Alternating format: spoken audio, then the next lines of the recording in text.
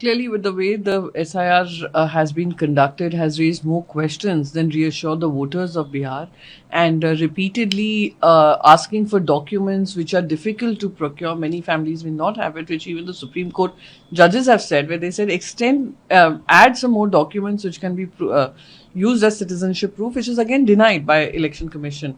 The questions that arise are the time frame that has been given to this entire process, the number of so-called voters who are being weeded out because they were not in their place or they were dead as per the Election Commission is a bit unfortunate. We need to really figure out if that those are the numbers. So what happened during the Lok Sabha? Were they misused? So that is another question. The third most important question is the timing of the entire SIR.